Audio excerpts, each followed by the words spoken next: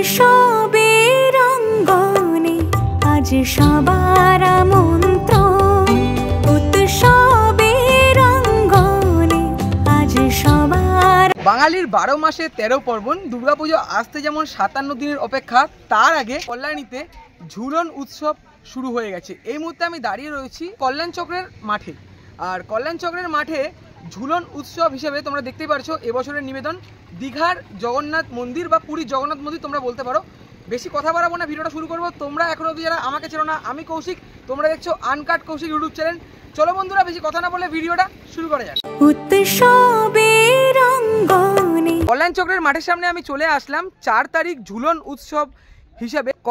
কল্যাণ চক্রের মাঠে এবছর যেমন হচ্ছে দীঘার জগন্নাথ মন্দির, তোমাদের সিনেমেটিক শটের মাধ্যমে দেখালাম। বিগত দিন প্রচণ্ড পরিমাণে বৃষ্টি হচ্ছিল, তাই জন্য আমি এসে উপস্থিত হতে পারিনি। আজকে যেহেতু বৃষ্টি নেই, আমি চলে আসলাম কল্যাণ চক্রের মাঠে ঝুলন উৎসব হিসেবে তোমাদেরকে দেখাবো। এদিকে যেমন ব্যারিকেড বাঁধার কাজ করা হচ্ছে, আর এই রয়েছে কিন্তু দীঘার জগন্নাথ মন্দির বা পুরীর জগন্নাথ মন্দির তোমরা বলতে পারো। আর প্যান্ডেলের যে কাজ, মানে দীঘার জগন্নাথ মন্দিরের যে কাজ কমপ্লিট করা হয়ে গেছে, তোমাদেরকে সম্পূর্ণটা আমি শেয়ার করব। তোমাদেরকে বলে নিই তোমরা এখানে কিভাবে আসবে। তোমরা যেখান থেকে আসো না কেন, তোমরা মেন লাইন থেকে আসো বা তোমরা কৃষ্ণনগর রানাঘাট বা গেদের দিক থেকে আসো, তোমরা কাঁচরাপাড়া নামো। কাঁচরাপাড়ার 1 নম্বর বা 3 নম্বর প্ল্যাটফর্মের পাশ থেকে তোমরা টোটো পেয়ে যাবে। খুব সহজেই তোমরা 20 টাকা ভাড়া দিয়ে 20 মিনিটের দূরত্বেই তোমরা খুব সহজেই চলে আসতে পারো কল্যাণ চক্রের মাঠে। এবার তোমাদেরকে দেখাবো প্যান্ডেল প্রস্তুতি কেমন, কিভাবে কি সেজে উঠছে। আজ সবার আমন্ত্রণ। কল্যাণ চক্রের মাঠের সামনে আমি চলে আসলাম। এই রয়েছে কিন্তু তাদের ক্লাব।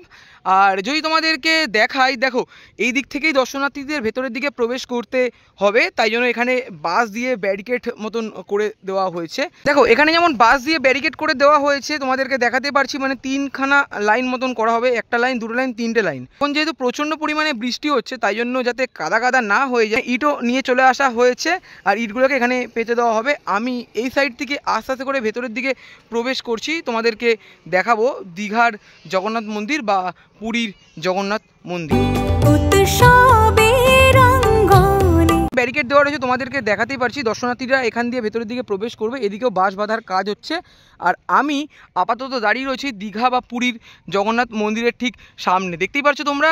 আর এখানে যেটা তোমাদেরকে দেখাতেই পারছি যে পুরোটা সাদা কালারের করা হয়েছে মন্দিরটা, আর বেশ দুর্দান্ত কিন্তু লাগছে দেখতে, তোমাদেরকে দেখাতেই পারছি। দীঘার জগন্নাথ মন্দির আমি দেখেছি মোবাইলে, বাট সামনে থেকে আমার দেখা হয়নি। আর এখানে যেমন দেখতে পাচ্ছি দীঘার জগন্নাথ মন্দির তৈরি করা হয়েছে ঝুলন যাত্রা হিসাবে, বেশ দেখতে দারুণ লাগছে। এই রয়েছে প্রবেশ পথ, আর এখানে দাদারা কিন্তু কাজ করছে, তোমাদেরকে দেখাতে পারছি। আর এখানে বাঁশ বাঁধা যে দড়ি, সেই দড়িগুলো পড়ে রয়েছে। আর আমি যদি একটু সামনের দিকে চলে যাই আর তোমাদের যদি দেখাই, দেখো বেশ মানে কম সময়ের মধ্যে দারুণ এখানে ঝুলন যাত্রা হিসাবে দীঘার জগন্নাথ মন্দির দারুণভাবে তৈরি করা রয়েছে, বেশ দারুণ লাগছে পুরোটা কিন্তু, মানে তোমরা যদি দূর থেকে দেখো বেশ দারুণ লাগবে। আর এই রয়েছে প্রবেশ পথ, আমরা এখান থেকে ভেতরের দিকে প্রবেশ করব এবং ভেতরের অংশ তোমাদের সাথে শেয়ার করব। তারপরে আমরা চলে যাব মেলার দিকে, মানে দেখতে পাচ্ছ ঝুলন যাত্রা হিসাবে এখানে মেলাও বসে গেছে। এই রয়েছে মূল প্রবেশ পথ, তোমরা যখন আসবে তোমরা এখান থেকেই প্রবেশ করবে। আর এদিকে ঝুলন হিসাবে, মানে ঝুলন যে হবে সেই ঝুলন সাজানো হবে। আর আমরা কিন্তু এই সাইড দিয়ে আস্তে আস্তে চলে যাব ভেতরের দিকে। আর যদি তোমাদেরকে দেখাই, মানে ওদিকেও যেমন দেখালাম ঝুলন সাজানো হবে, এদিকেও ঝুলন সাজানো হবে। আস্তে আস্তে চলে যাচ্ছে একদমই ভেতরের দিকে, যেখানে নাট্য অনুষ্ঠানও হবে। দেখো এই যে সেই জায়গা যেখানে নাট্য অনুষ্ঠানও হবে। ঝুলন যাত্রা হিসেবে দীঘার জগন্নাথ মন্দির তৈরি করা হয়েছে, বেশ দারুণ লাগছে কিন্তু দেখতে। এখনও ঝুলনের সেরকম কিছু প্রস্তুতি হয়নি, দীঘার জগন্নাথ মন্দির তৈরি হয়ে গেছে। মানে আমি প্রবেশ করলাম এই দিকটা দিয়ে, এই দিকটা হয়েছে বাহির পথ। আর বাহির পথের দিক দিয়ে তোমাদেরকে দেখাবো এবছর যেমন উইলিয়াম সরকার করছে, মানে এবছর না, হয়তো এর আগেও হয়তো করেছে তারা। তো আমি আস্তে আস্তে চলে যাব মেলার দিকে এবং তোমাদের সাথে শেয়ার করব। এই রয়েছে বাহির পথ, এখান থেকে আমি আপাতত বেরিয়ে চলে আসলাম। এখানে যেমন স্টেজ করা হচ্ছে, মেলা হিসাবে যেমন ফাংশন হয় সেই ফাংশন করা হবে। আর এখানে যে পুজোর যে ব্যানার, মানে দীঘা জগন্নাথ মন্দির যে তৈরি হচ্ছে সেই ব্যানার দেওয়া রয়েছে, তোমাদেরকে দেখাতেই পারছি। সরকার ডেকোরেটার্সের পক্ষ থেকে উইলিয়াম সরকার তৈরি করছে। আর দীঘার দীঘার জগন্নাথ মন্দির তোমাদের তো দেখালাম, এই অংশটাও দেখতে বেশ দারুণ লাগছে।